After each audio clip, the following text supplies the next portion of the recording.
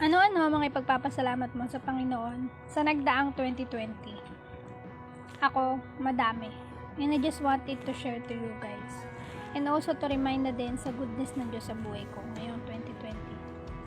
First of all, I am so thankful for the wonderful 2020 that He gave to me. Many of us don't like what happened in this year. I don't like the bad things too.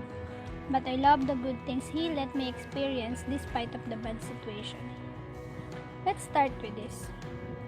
Sobrang nagpapasalamat ako sa buhay ng mga mahal ko.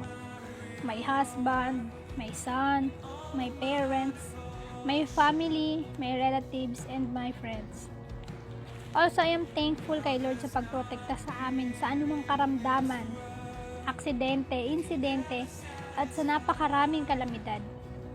Thankful din ako kasi may bahay kami na nasisilungan lalo na nung lockdown dahil sa pandemic.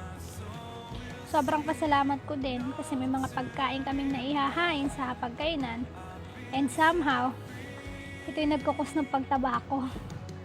I am thankful dahil pinoprovide ni Lord ang lahat ng aming pangangailangan. Hindi lang ng pangangailangan naming mag-asawa, maging ang mga pangangailangan din ng mga kamag-anak namin, pamilya namin, at mga kaibigan. Nagpapasalamat din ako dahil kahit pandemic, God gave us Giri, yung motor namin, and the other material things na kailangan pa namin.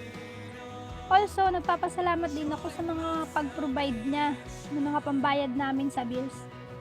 Hindi siya nagkukulang. He never fails. Pinanghawakan ko talaga ang verse na ito. Mateo 22, verse 21. Ano mang hingin ninyo sa panalangin, itatanggapin ninyo kung naniniwala kayo. Madaming bagay ang nawala, nabago, at madaming plano ang naunsyame. Pero God indeed show na siya lang ang hindi nagbabago sa buhay natin. Pangako lang niya ang hindi nagbabago. Just like sa nakasulat sa Bible. Ang Diyos ang ating lakas at kanlungan at handang saklolo kung may kaguluhan. Mababasa yan sa Awit chapter 46 verse 1. I am so thankful to you, O Lord. Masasabi kong ang pinaka-breakthrough ko ngayong taon ay ang kagalingan ng papa ko. Ang papa ko ay mayroong hallucination mental illness. 18 years old pa lang ako ay nararanasan na niya ang sakit na yan. At sa karamdaman niyang yan, nagkabaon-baon ng utang ang pamilya ko. Especially ang titas at tito ko. Hindi na ako umaasa na gagaling siya noon. Kasi sinasabi niya lagi na ayaw na niya magtrabaho, gusto niya kumain na lang, mahiga at magpahinga. October 2019, last niyang pa-check up. Hindi rin naman continuous ang check up niya kasi minsan walang budget at malayo ako sa kanya.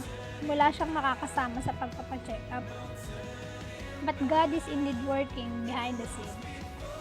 Habang pinag-pray namin siya, ako at ng pamilya ko, nakikita na namin ang paunti-unti niyang paglakas.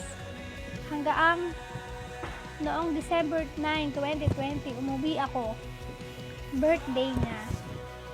Nakita ko, nasaksihan ko ang masasaya niyang ngiti na hindi ko nakikita noon. Nakita ko kung gaano siya kasigla at kadaldal na matagal na panahon hindi ko nakakita sa kanya. Salamat, Lord. At dahil pinanghawakan ko ang pangako. Sabi sa Lucas chapter 8 verse 48, Anak, pinagaling ka na ng iyong pananampalataya. Umuwi ka na ng mapayapa. Maraming salamat, Lord. At sabi niya rin sa kanyang salita, Lucas chapter 1 verse 37, sapagkat walang anumang bagay na hindi kayang gawin ng Diyos. Marami pa ako dapat ipagpasalamat. Sobrang dami. Hindi sapat ang buhay ko na ibigay sa iyo, Lord, para sa mga blessing na natatanggap ko. Maraming salamat, Lord. Thank you. Ikaw, ano ipagpapasalamat mo sa taong nagdaang 2020?